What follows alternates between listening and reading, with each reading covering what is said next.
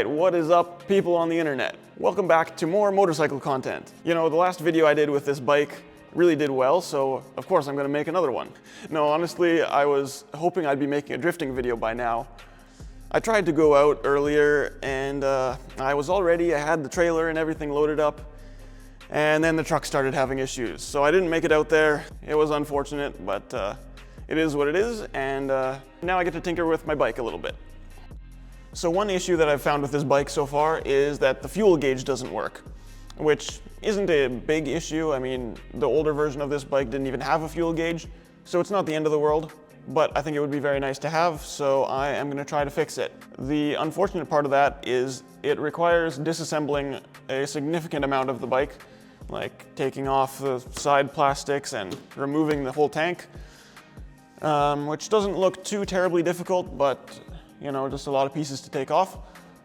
So yeah, what better way to get to know the new bike than by just disassembling a whole bunch of stuff? So yeah, let's dive into it.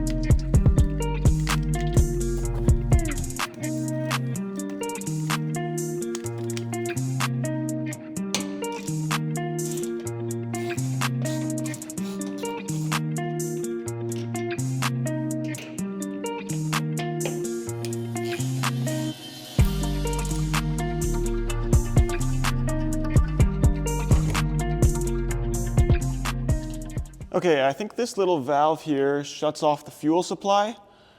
I hope I'm right, because I definitely don't want fuel spilling everywhere when I take off the line, and the tank's pretty much full. So I'll turn that off, and hopefully that does what I think it's gonna do.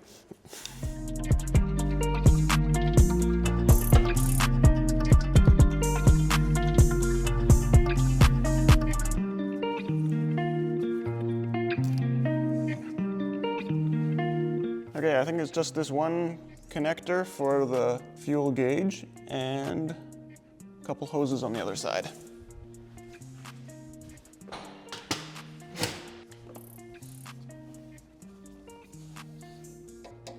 Oh yeah, there's definitely fuel coming out of there.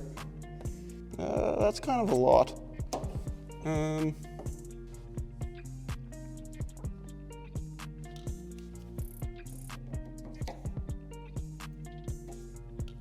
Oh, that's interesting. Okay, I think I figured this out. When it's in the on position, fuel doesn't come out of here.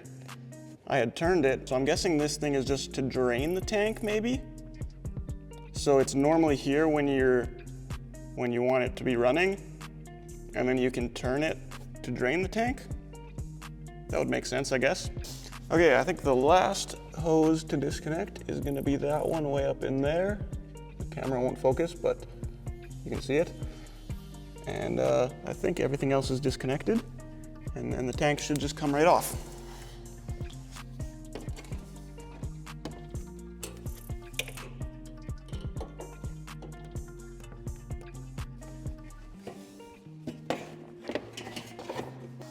Okay, so if I've done everything right, I believe I should be able to just pull the tank out now.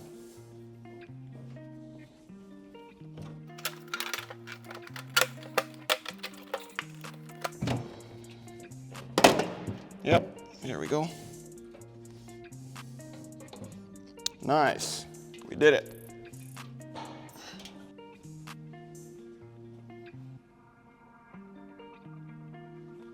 Okay, so here's the bottom of the tank. This thing would be the level sensor, so I'm going to remove that now and hopefully try and see if that's causing the issue.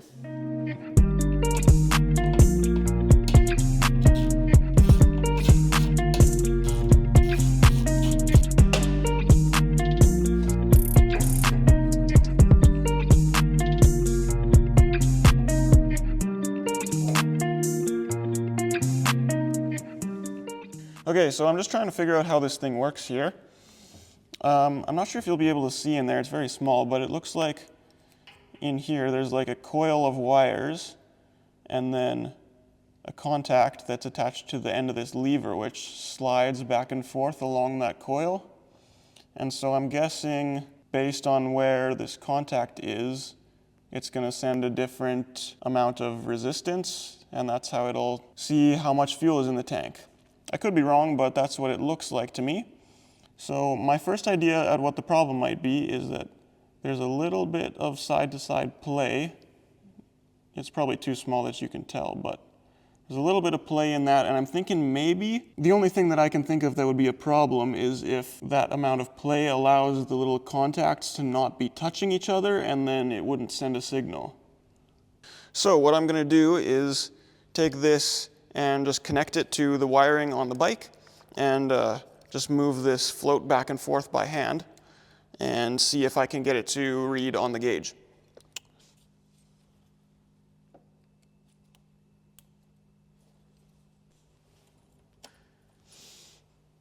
Okay, I think this would be the empty position. So if I go like this, oh yeah, the gauge is moving now. I think my theory was correct about that. So if I'm holding it in such a way that the contacts are together and the gauge is slowly filling up. And then if I let go, or I'll still hold it in the full position, but if I put pressure on it the opposite direction so those contacts are not together, it goes back to empty. Okay, so I was able to kind of disassemble this unit. Will I be able to put it back together properly? I'm not sure, but I think it is exactly how I thought it was. You can see it better now. So based on the position of this contact on that coil of wire, the signal strength will vary to give you a fuel level. So basically I was able to kind of bend that little contact so that it would make a better connection. So yeah, hopefully I can put this all back together properly and put it back in the tank and see if we get a proper reading.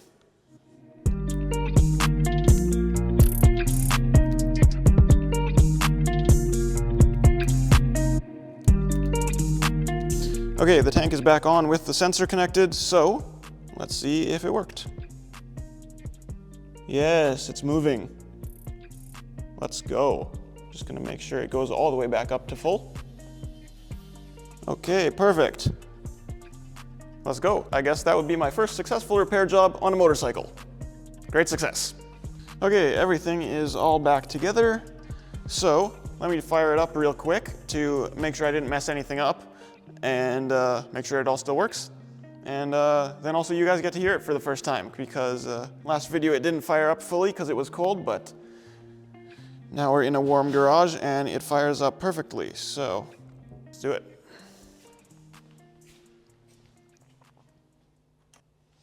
Gotta make sure I'm in neutral. There we go.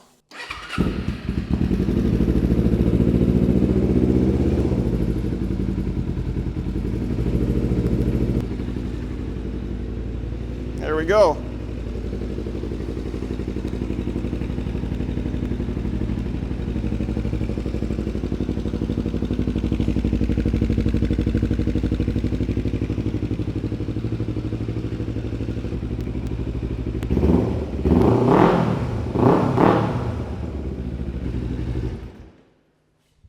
Okay, there you have it, guys. The bike works.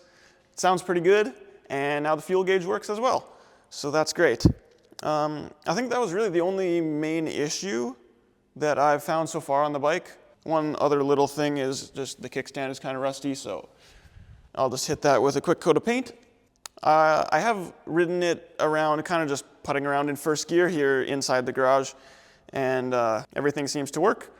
I haven't found any other issues, so I think it's pretty much ready to go for a safety inspection. As long as that all passes, then it'll be ready for the road. So yeah, super stoked on that.